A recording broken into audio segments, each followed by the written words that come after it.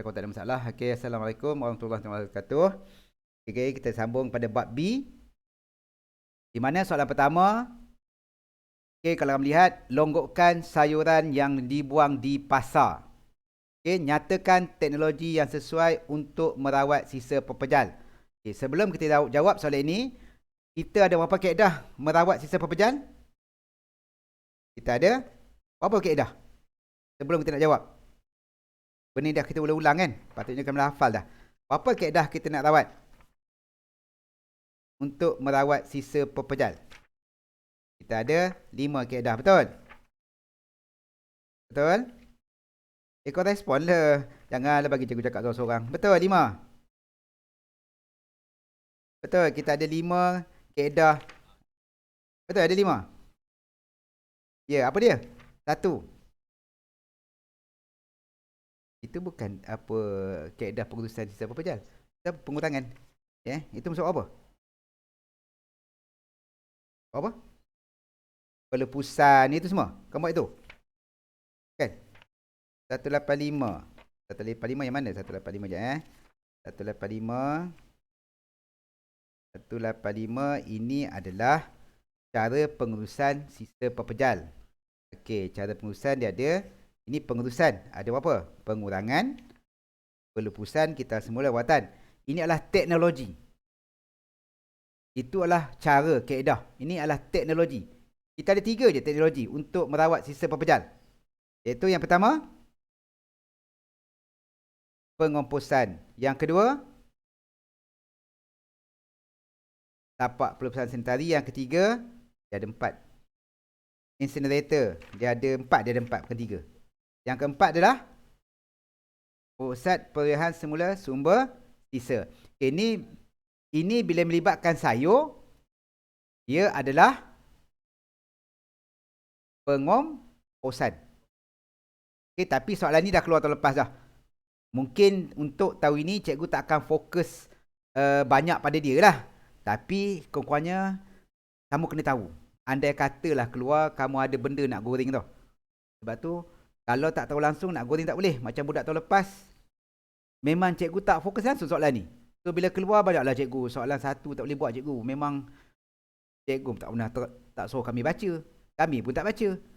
Hanya ada 5 orang je yang boleh buat ni sebab dia orang buat kerja khusus. Tapi kalau benda ni kalau kamu buat, kalau keluar dengan kamu dah pernah buat EM kan? So tak ada masalah. Okey, apa langkah-langkah yang perlu dilakukan? Okey, pertama. Okey, larutan penapaian disediakan dengan memotong sayur, menggaul dengan gula merah, ikut nisbah 1:1, simpan dalam botol kedap udara selama seminggu. Ya, apa larutan penapaian ni? Nama larutan penapaian, apa benda ni? Yang kamu buat? Yang kamu buat kerja khusus apa dia? Efektif mikroorganisma kan? EM. Bakteria pengurai. Kamu buat nombor 1 je. Yang kita simpan dalam botol. Okey. Projek kamu sebenarnya tak habis lagi sebab kamu hanya buat EM, larutan penapaian sahaja. Okey, boleh salin. Cara cikgu tunggu kamu salin. Saya juga pergi yang kedua. Itu yang pertama.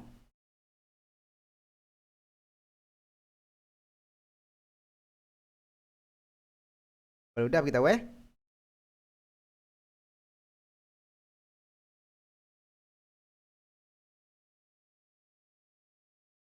Ini proses yang kamu buatlah sebelum ni. Kamu potong sayur, potong buah, campur dengan gula merah, campur dengan air kelapa, kan?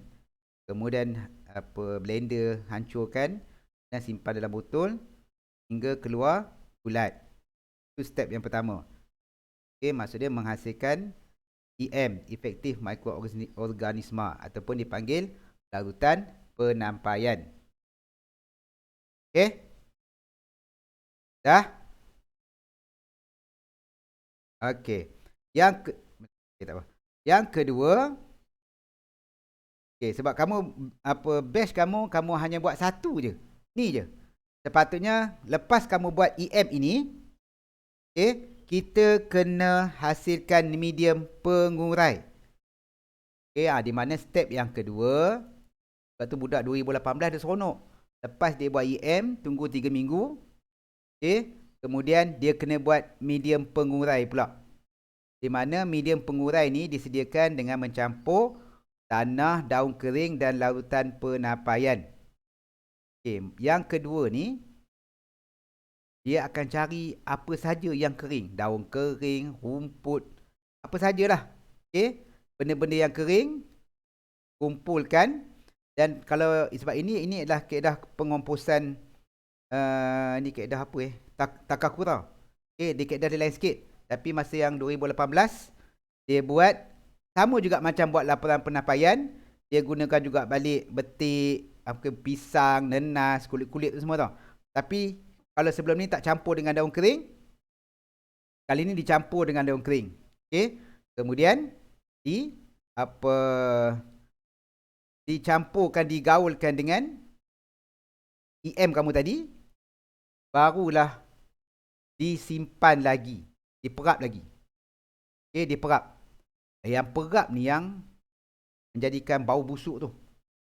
Sebab dia nak tunggu bakteria pengurai tu tadi, yang kamu buat EM tu, dia makan semua daun-daun kering, okay, kesan-kesan buah tu. Dia nak uraikan, nak teruraikan dia, bagi dia habis hancur. Kemudian benda basah kan, sayur-sayuran ni kan ada air. So bawah tu air dia akan keluar. Okay, kalau kamu tengok dalam gambar rajah 3 tu, itu penyediaan baju kompos. Yang ketiga. Asal ini dulu. Okay, medium pengurai disediakan dengan mencampurkan tanah, daun kering dan lautan penapaian. Ini kaedah dalam buku teks, dia panggil kaedah Takakura. Untuk exam, dia keluar Takakura 1 je lah yang keluar. Okay.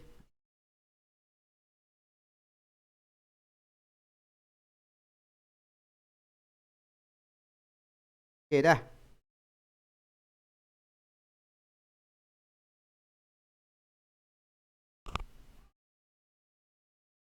Dah PM cikgu Okay.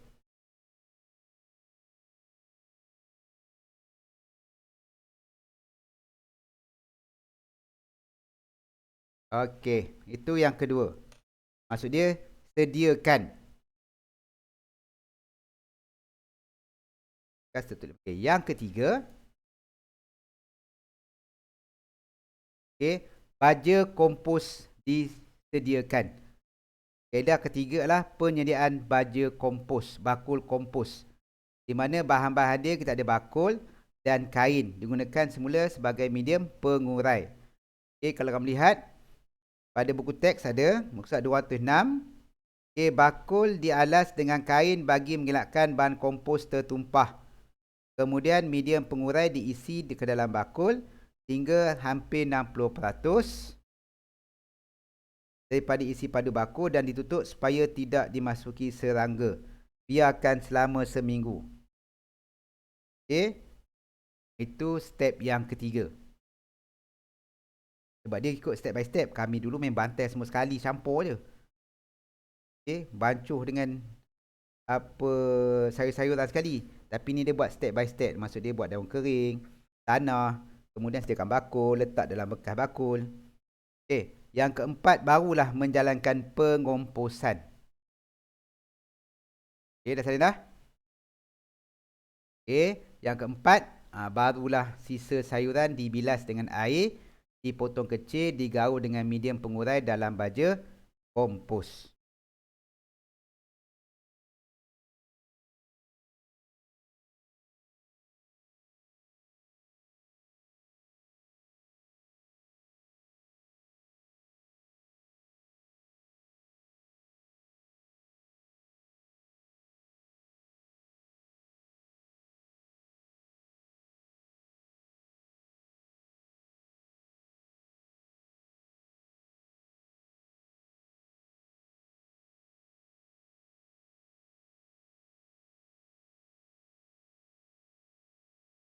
Okay, dah.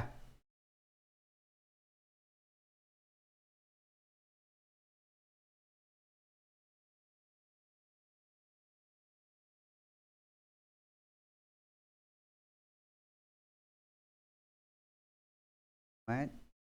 Mat tak ada kan Muhammad? Muhammad tak ada, Kai tak ada, Ramadan tak ada, dengan Nazul tak ada. Azam dia PM cikgu. Dia ada hal. Hal apa entah. Okey. Dah.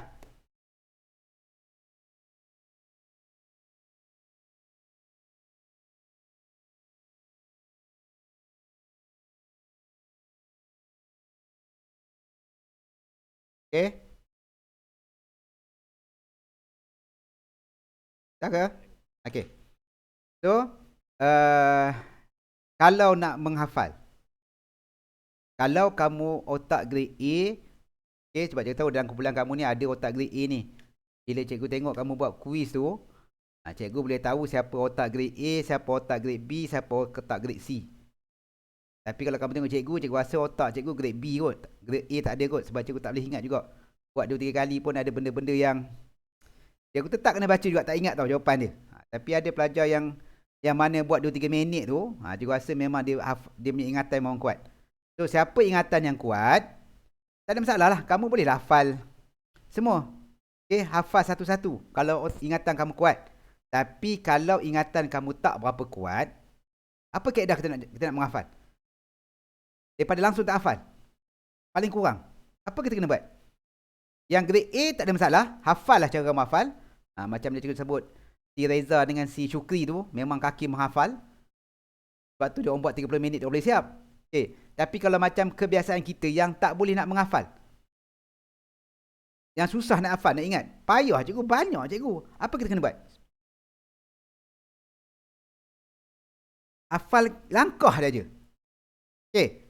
Kalau katakan keluar, sebab macam cikgu sebut AK dah keluar, tak semestinya tak keluar lagi.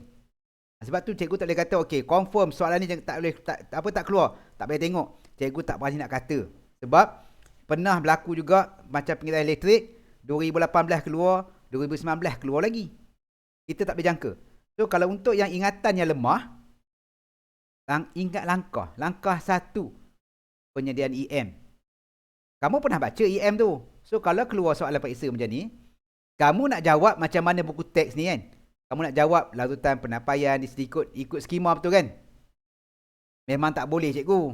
Tapi apa yang kamu terfikir tentang larutan penyampaian nak buat EM tu? Yang aku ingat, aku potong sayur, aku blender, hancurkan, campur dengan gula merah, gula putih ke, campur dengan air kelapa, putus simpan. Udah. Kami ingat itu je. Sebab poin pertama dia akan tengok langkah. Ada 4 langkah tu, kemudian baru dia tengok isi. Sebab markah soalan ni, dia rasa 8 markah je. Sebab tu kalau huraian kamu tak panjang lebar pun, langkah tu ada, insyaAllah. Itu paling kurang tau. Sebab kalau kita tak mampu dapat A, kita pergi pada B. Tapi janganlah pergi pada E. Target tetap A juga. Cuma kalau kita tak mampu, sebab bukan semua orang mampu. Itu kaedah dia. Maksudnya kamu hafal. Langkah 1, sediakan larutan penyampaian ataupun EM yang kamu buat dulu. Kemudian sediakan medium pengurai. Kami ingat tanah, ingat daun kering. Cukup. Yang 3, sediakan bekas. Okay, kamu dapat gambar, bayangkan bekas tu. Nak letak daun kering, letak kain. Last sekali, langkah keempat adalah jalankan pengkomposan. Sayur-sayur basah tu, kamu blender lagi sekali, hancurkan. Dan campur daun kering, letak dalam bekas, simpan. So itu 4 langkah. Cara nak ingat kalau ingatan kita tak kuat. Tapi siapa yang boleh ingat, boleh hafal, kamu hafal lah semua ni. Okay? Boleh? Okay, itu soalan pertama. Soalan kedua. Ya, ada lagi. Sorry, 5. Bakul ditutup dengan kain. Dibiarkan selama 3 bulan. Sebab tu kalau budak yang 2018, kerja khusus dia kena tunggu 6 bulan. Tempoh dia buat 6 bulan. Sebab nak jadikan baju kompos tu, dia memerlukan 3 bulan. Untuk EM itu menguraikan apa bahan-bahan kompos tu. Maksudnya nak uraikan daun kering, sayur-sayuran yang busuk tu, dia perlukan 3 bulan. Okay?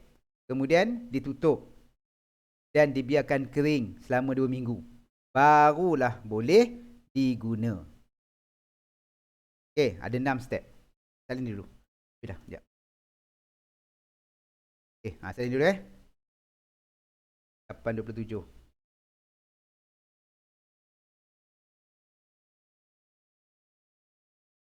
Kalau tak boleh ingat panjang, kamu cuba Sebab tu kalau kamu sebenarnya untuk exam, kamu kena ada notah kamu sendiri.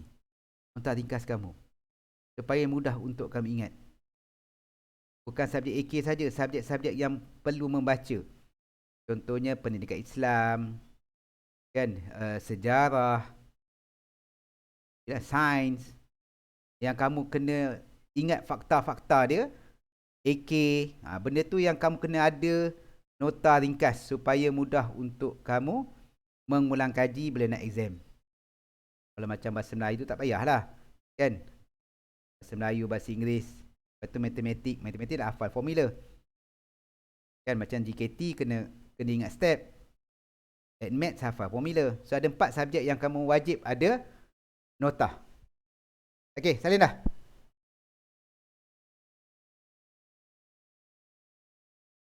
Okey, semua dah salin dah. Azim, buku dah ambil belum? Azim Azamuddin, buku dah ambil kat sekolah belum? Buku yang mana? Buku yang kamu tak ada lah. Adalah kamu tak ada. Aswad, cikgu rasa ada.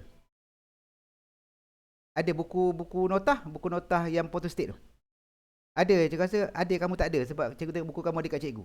Azim mungkin form 4 ada form 4. Form 4 tak ada. Yang form 5, satu lagi. Cikgu rasa ada lah nama kamu kan, cikgu kata buku kamu tak ada. Ingat Azim Fendi. Azim Fendi ke Azamuddin ke? Cikgu tak ingat lah. Tapi kamu tengok, cari balik cikgu punya Telegram dalam grup lama. Yang cikgu bagi nama tu, siapa yang buku dia ada kat Pondok Jaga, cikgu tinggalkan. Nantilah. Okey. Nanti tengok nama cikgu dalam grup lama tu. Cikgu tulis nama-nama siapa yang buku dia masih ada dekat cikgu, cikgu letak dekat Pondok Jaga. Okey. Baik, kita pergi pada soalan nombor 2. Okey, soalan nombor 2. Kenapa cikgu banyak fokus pada bahagian B? Sebab bahagian B ni lah yang hampir separuh daripada pelajar dia tak boleh jawab tu. Bila tak boleh jawab, bahagian A pun tongging, bahagian B pun tongging, so result dia akan tongging. Sebab tu kenapa cikgu sekarang ni banyak fokus pada bahagian A. Separuh daripada kelas kamu ni untuk bahagian B cikgu rasa mungkin agak susah tau. Sebab tu bahagian A yang cikgu buat latih to B tu, so paksa kamu buat. Sebab benda tu cikgu nak bantu kamu pada bahagian A. Sebab kita target pada bahagian A mesti dapat 40 ke atas. Sebab bahagian B kita nak score memang susah tau. Okay, kalau contohlah keluar soalan macam ni kan. Kalau kita tak hafal, tahu incinerator tu apa, tapi proses dia, ingat tak? Kalau kamu tak hafal. Sebab banyak tau, AK banyak kena baca. Sebab tu benda yang boleh dapat markah, kita kena make sure dapat markah. Okay, di sini kalau melihat soalan dia kata, terdapat sisa pepejal yang tidak boleh dikita semula dan dikomposkan. Maksud dia kalau sekarang ni, kita akan hantar sisa pepejal yang tak boleh kita semula dengan kompos ke tapak pelupusan. Kalau sekarang ni, kita sama ada kita bakar ataupun kita tanam. Okey, 2 kaedah yang kebiasaannya kita lakukan. Kalau di Malaysia lah. So, tanam, apa kesan tanam? Semalam kita belajar lah kan. Kesan tanam dia akan menyebabkan pencemaran tanah. Betul? Sebab air daripada sisa pejal akan meresap ke dalam tanah. Kemudian, bila kita bakar, dia akan menghasilkan apa? Hasilkan gas metana yang menyebabkan pemanasan global. Okey, sebab kita buat sesuatu, lepas tu macam cikgu sebut kan, kalau kita belajar tak dapat apa, tapi itu bahasa kasar lah, baik tak payah belajar. Sebab kita buat tak dapat apa. Kamu makan, kamu tak rasa kenyang. Belum makan tak? Kamu makan, tak ada rasa apa. Tetap lapar juga. Baiklah tak makan. Sebab dia satu perbuatan yang sia-sia. Seperti peribahasa apa? Bagi peribahasa tu. Apa peribahasa nak sebutkan yang berkaitan dengan benda yang cikgu sebut ni? Apa peribahasa yang sesuai? Okey, pandai mencurah air ke daun keladi. Alang-alang kamu dah masuk kelas online, baiklah kamu tengok dan fokus betul-betul. Kalau tidak, buat macam yang lain, buat bodoh je, lantak je. Sebab kalau masuk pun kamu tak fokus, buat kita buang masa kan. Kita rugi masa kita kalau kita tak belajar betul-betul. Sebab tu kalau rasa kamu nak belajar belajar betul-betul. Kalau tidak, tak payahlah sebab kita jadi satu sia-sia. Okey, incinerator. Kamu dah biasa dengar kan? Bila kita dah banyak ulang kaji, dah tahu dah. Incinerator sama juga macam tapak pelupusan sampah. Cuma beza dia apa? Apa beza dia? Apa beza incinerator dengan tapak pelupusan sampah? Kaedah dia. Apa beza kedua ni? Benda sama je tau. Cuma bezanya yang sisa pepejahan ni hantar ke tapak pelupusan, tapi yang satu lagi ni hantar ke incinerator. Apa beza kedua-dua ni? Yang kamu faham? Dia bakar. Tapak pelupusan sampah pun kita bakar. Dua-dua kaedah bakar. Maksud dia, kita macam cikgu sebut tadi kan, incinerator, kita buat sesuatu, kita dapat hasil sesuatu tau. Hasil yang lebih baik, hasil yang baik lah. Maksud dia, bakar tu tak bakar. Tapak pelupusan sampah kamu bakar tak? Bakar cikgu. Tapi bila kamu bakar kat tapak pelupusan sampah, kamu akan menghasilkan gas metana. So, ke mana gas metana tu pergi? Kamu buang je dia. Bila kamu buang, bukan kamu dapat kebaikan, malahan kamu dapat keburukan, iaitu kamu menyebabkan pemanasan global. Betul? Tapi incinerator, kamu tetap bakar juga. Dan tetap juga menghasilkan gas metana. Tetap juga mencemarkan alam sekitar. Incinerator ni pun sebenarnya mencemarkan alam sekitar juga. Tapi dalam masa sama, kamu dapat sesuatu yang lain. Betul? Hasil sesuatu lah. Maksud dia, kamu boleh gunakan gas metana itu sebagai sumber penjanaan tenaga elektrik. Betul? Okay? Kalau tanam, macam sebenarnya kita belajar kan, kalau kita tanam, air dia akan meresap dalam tanah menyebabkan pencemaran tanah. Tapi kalau kita buat sanitari, itu sanitari kan, sanitari kita salurkan ke rawatan air, maka air tersebut kita boleh guna semula. Okay. Cuma masalahnya cikgu, saya faham cikgu, cuma nak huraikan proses je cikgu. Inilah soalan-soalan yang cikgu amat takut tau. Kalau pelajar keluar soalan ni, pelajar yang mana tidak membaca, tidak menghafal. Contohlah, cikgu tak cakap banyak Kalau sekarang kamu suruh cikgu jawab, kamu rasa cikgu boleh jawab atau jawab? Kamu rasa? Tak boleh. Sebab cikgu tak hafal lagi. Cikgu tak hafal lagi. Kalau cikgu nak exam, cikgu akan baca betul. Sebab tu kalau kamu nak exam, kamu tak baca, cikgu akan tengok, apa benda aku nak cerita ni? Cikgu tak ada gambaran langsung. Sebab cikgu tak set kepala otak cikgu, macam mana cikgu nak ringkaskan incinerator ni? Blok apa yang kena ada? Sebab tu, kalau kamu tak hafal, tak baca, walaupun soalannya kamu dah tahu dah, kan? Tapi kita tak boleh buat. Okay.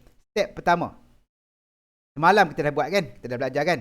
Pertama, bila sampai dekat incinerator, sebelum nak masuk ke tempat tu, kita kena timbang.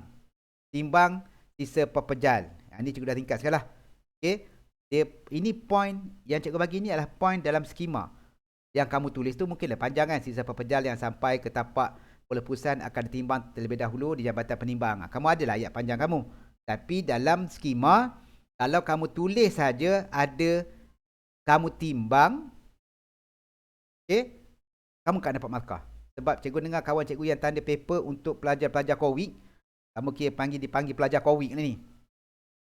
Janji ada dia punya point, walaupun sikit, kena, kamu akan dapat markah. Kita kata sekarang memang, sebab tu kamu tengok tahun lepas, result SPM meningkat 6% tau. Sepatutnya result jatuh sebab budak tak belajar sangat. Tapi disebabkan COVID, skema dia janji pelajar tulis ada kena sikit, kamu akan dapat markah. Sebab tu kenapa cikgu galakkan, kamu bantai aja, lantoklah kamu tulis apa pun.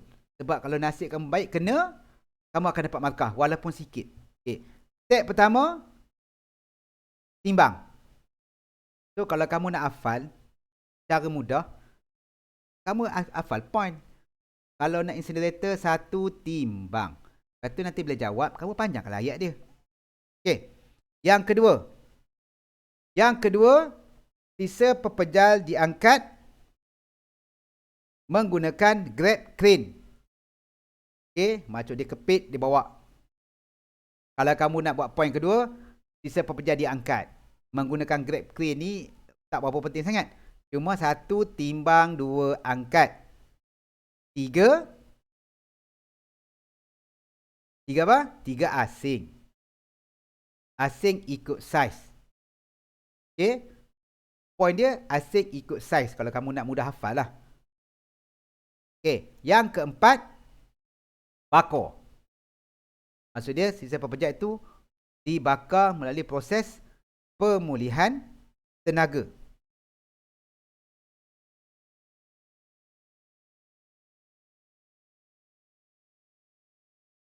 Okey. Boleh? Okey, yang kelima lepas bakar. Normal lepas bakar akan terhasilnya debu-debu. Kan? Kita bakar kan, biasa kamu nampak kan kesan pembakaran tu selain pada asap, dia punya debu tu lah terbang-terbang kan, berterbangan. So, darah yang terlepas ke udara ditapis melalui proses rawatan kesan kebakaran.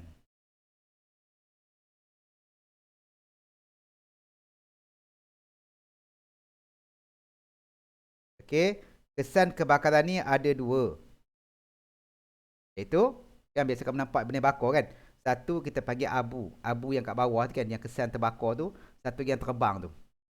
Itu dipanggil, kita ada bottom ash dengan fly ash terhasil. Bottom tu yang debu, apa, dia punya abu dekat bawah lah. Fly ni adalah abu yang berterbangan. Debu yang berterbangan. Okay. So, apa kaedah kamu nak hafal? Kan dia sebutlah.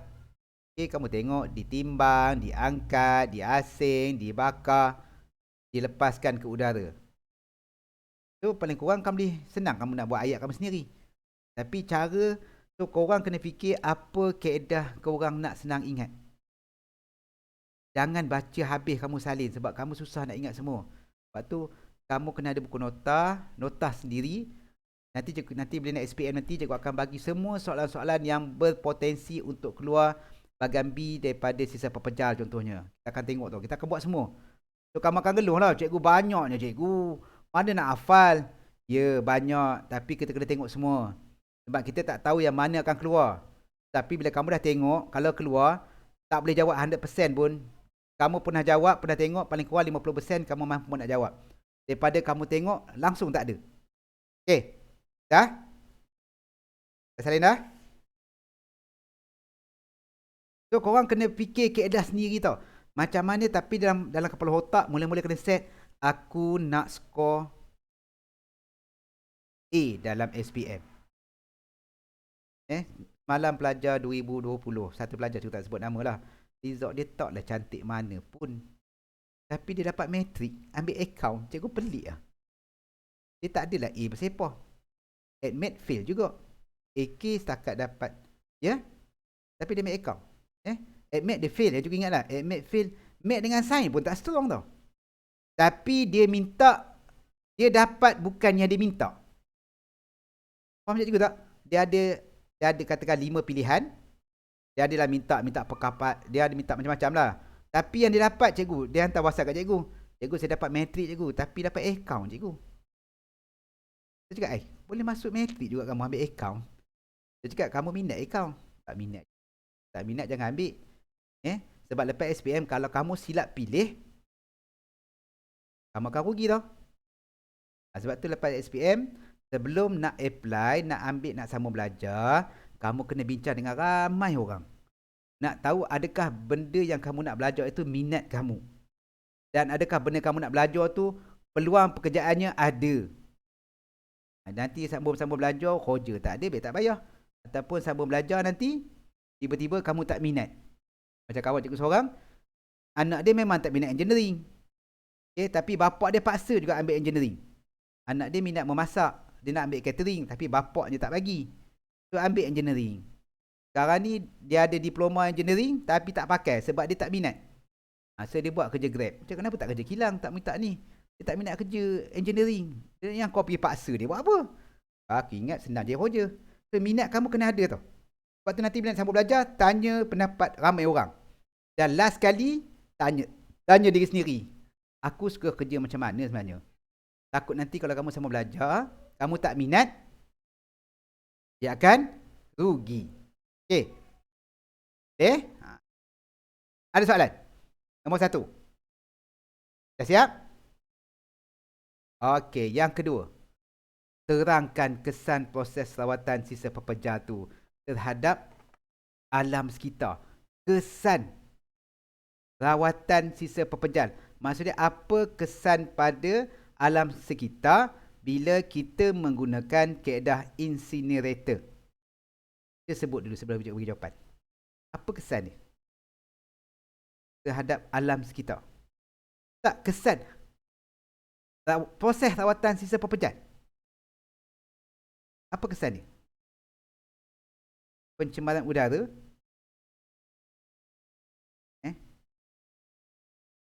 Kan? Sekarang ni kita buat incinerator. Proses incinerator. Kamu dah faham soalan tak?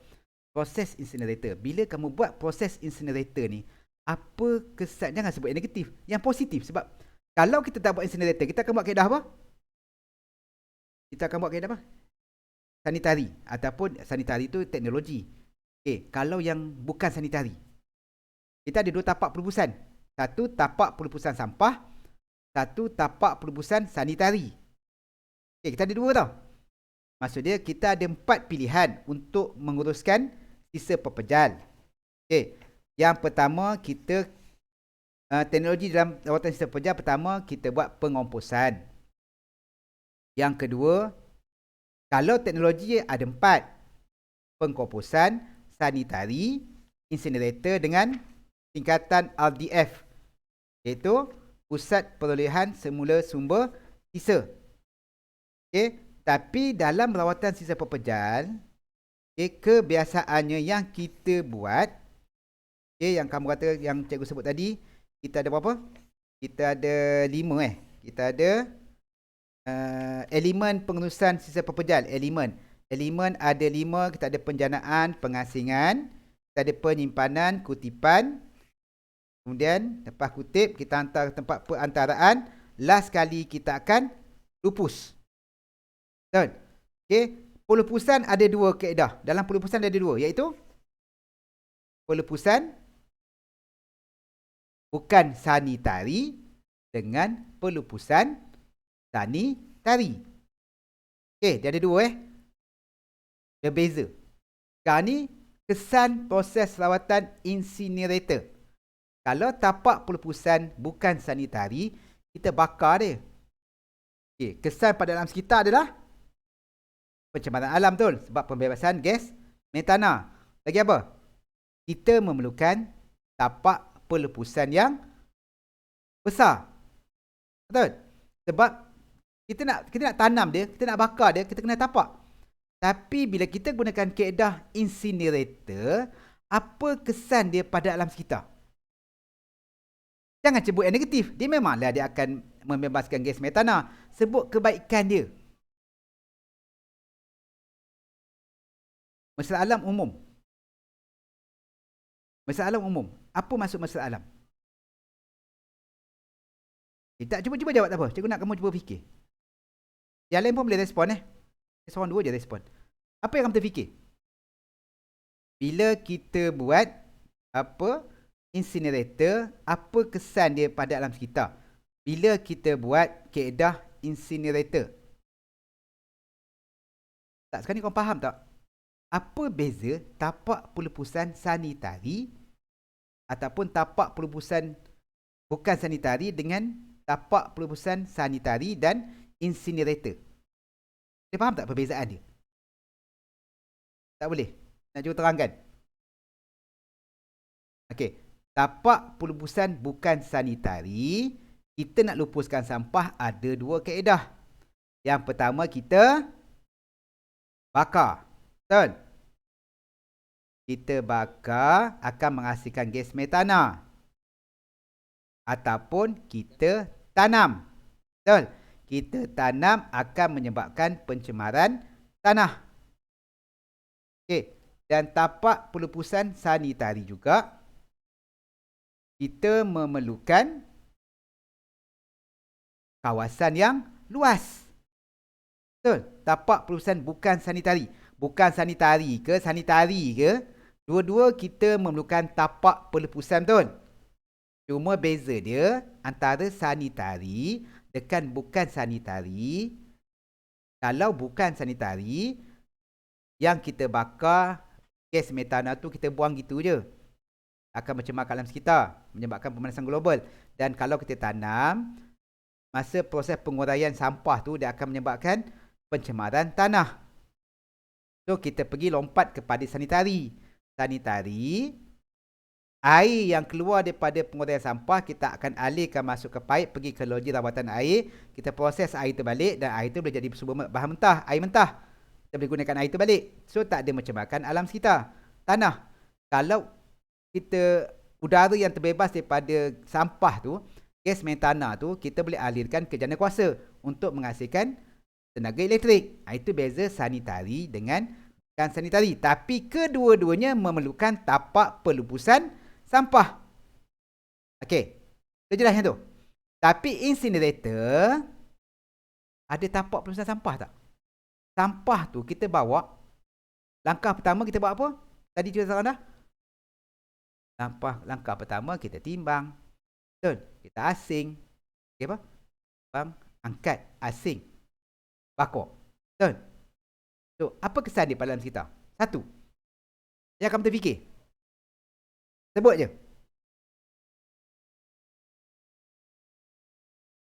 Okey, itu je lah kan. Sebab dia tak pakai, dia tidak ataupun dapat patah balik pada tapak perusahaan bukan sanitari. Mengurangkan pencemaran tanah di tapak pelepusan. Itu satu. Betul? Okey, yang kedua, ini satu. Yang pertama, mengurangkan pencemaran tanah kerana sisa pekerja yang lambat terurai tiada di tapak pelepusan. Dan kalau kamu nak buat pun, kawasan tapak pelepusan sampah dapat dikurangkan pun boleh juga. Sebab kamu tak perlu buang sisa pekerja dekat tapak pelepusan sampah. Sebab kamu boleh hantar ke incinerator. Betul? Itu yang pertama. Okay, lagi? Apa yang terfikir? Dia dah terang tadi dah. Patutnya kamu boleh terbayang dah. Apa benda lagi? Yang kedua. Ni tanah. Dia akan ikut balik apa cikgu sebut tadi.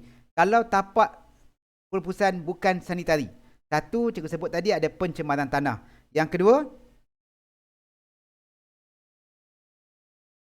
apa dia? Dua je yang akan gas metana kan. Pembebasan gas metana. Tapi dalam incinerator, gas tu kita gunakan balik untuk jana tenaga elektrik. So tak adalah.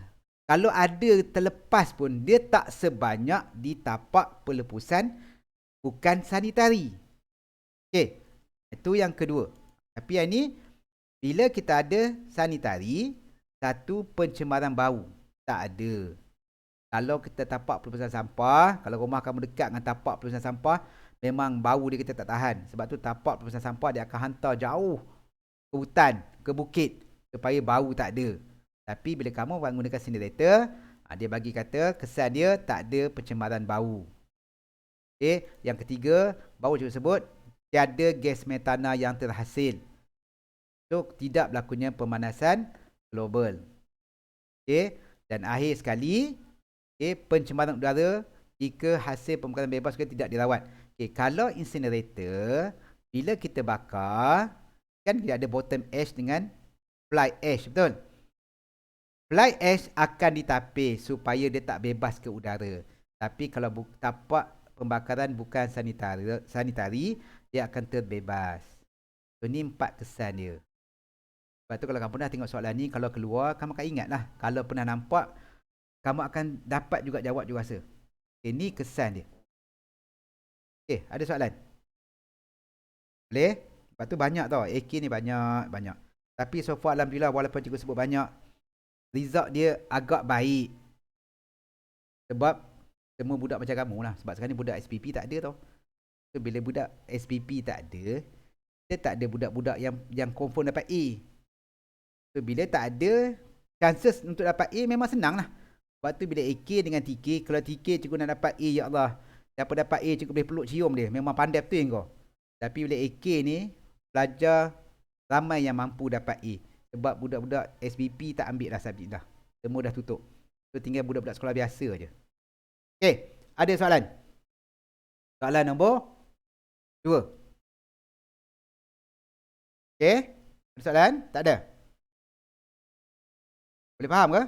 Kamu boleh nampak jelas kan? Apa maksud dia tapak pelupusan bukan sanitari, tapak pelupusan sanitari dan incinerator.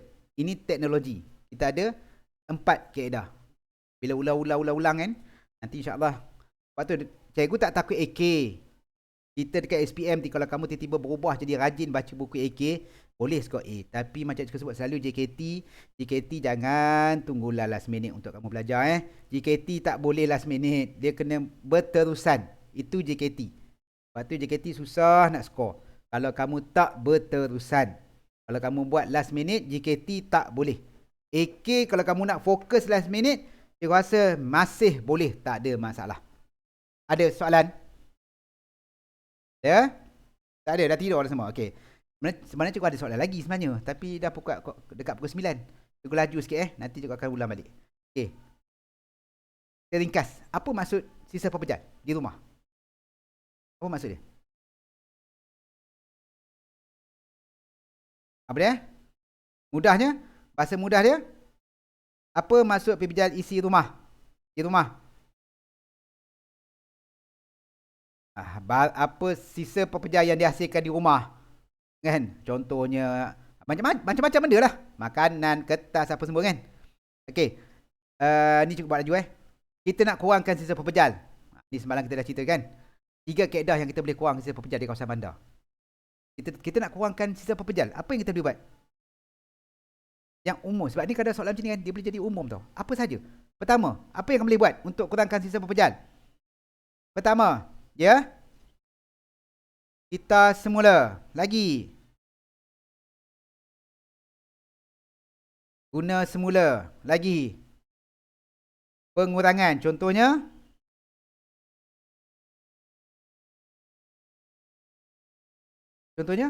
pengurangan isian semula. Benda ni kamu kena biasakan tau. 3 kaedah kita boleh gunakan. Yang pertama, kan, memanglah benda 3 ni kamu kena ingat lah. Yang 3A tu, kita reduce cara apa? Kita banyak gunakan isian semula. Reduce cara apa? Kamu gunakan beg plastik. Okay. Reuse, guna balik. Recycle, guna balik. Sebab bila kita buat 3 benda ni, automatik sisa pepejal kita tak akan buang dah. Kemudian, beli bila perlu. Dan satu benda lagi. Kalau zaman dulu, kan, zaman tak ada telefon, zaman tak ada email, orang banyak pakai fax, betul? Kita nak berkomunikasi, lah zaman cikgu dulu lah, kan, nak hantar assignment, kena type, kena print, betul? Print hantar kat cikgu, kemudian kalau nak ni, kena hantar fax. Tapi sekarang ni, kita dah paperless, maksud dia tak payah paper dah. Kita hantar by telegram boleh, WhatsApp boleh, kan, email boleh. So kita dapat mengurangkan penggunaan kertas. Okey, itu contoh 3 kaedah. Okey, contohlah Baik Hemah. Okey, yang ni. Kawasan bandar. Cadangkan. Dia banyak soalan macam ni tau. SPM banyak soalan macam ni. Dia tak bagi direct tau. Contohlah. Dia buat macam ni, dia kata sebuah bandar baru dibina, tidak mempunyai kawasan pelupusan sampah. Dia tak boleh nak buat tapak pelupusan sampah sama ada sanitari ke, bukan sanitari ke. Dah tak boleh buat dah. Sebab kawasan dia terhad. Apa yang tinggal? Itu je. Habis cikgu penghapusan. Penghapusan dia banyak fokus pada apa? Pada bahan-bahan organik. Bahan organik tu apa pula? Ingat semalam? Ada 2. Bahan bukan organik, bahan organik. Organik contohnya sisa makanan, sisa tanaman, sisa haiwan, kan? Kalau bukan organik macam kertas apa semua. So tak sesuai untuk penghapusan. Yang sesuai adalah incinerator. Okey, kemudian tanya jawapan anda, kenapa anda pilih? Okey. So kalau kamu ingat yang tadi, Contoh, apa yang kamu ingat yang cikgu kita belajar soalan sebelum ni? Apa kau nak bagi alasan? Kenapa kamu pilih incinerator? Satu. Memanglah. Okey, dapat mengurangkan kawasan tapak pelepasan sampah, dapat kurangkan. Dia ulang balik jawapan tadi tu. Benda yang sama je. Tapak pelepasan sampah tak perlu, kan? Pencemaran tanah dapat dielakkan, pencemaran udara dapat dielakkan, okey? Dapat menghasilkan menggunakan sumber sebagai tenaga elektrik, diulang balik. Sebab tu kalau kamu dah faham tentang teknologi apa sisa rawatan sisa pepejal ni, so soalan dia diulang itu je lah Pak ni. Sisa pepejal digunakan kategori sisa pepejal kawan. Okey. Contoh ni, contoh jawapan. Nanti cikgu share benda ni pada kamu Okay, last sekali. Okay, nyatakan kenderaan yang sesuai untuk mengangkut sisa pepejal. Kenderaan ada berapa jenis? 3. Yang pertama, pandai. Kau dah pandai dah. Kalau rajin buat cik pandai dah. Lagi? Roro. Satu lagi? Kompakter. Mudah tak? Mudah kalau kamu ingat. Tapi kalau sebelum ni kamu tak tahu jenis kenderaan, kalau kamu tak ajar, kamu tanya yang tak masuk kelas, nyatakan tanya Hazin nanti. Nyatakan 3 kenderaan. Confirm dia tak tahu. Walaupun benda tu mudah. So yang ni kamu rasa nak pakai kenderaan apa? Terbuka. Okay. Jangan pakai kompakter. Tak boleh masuk.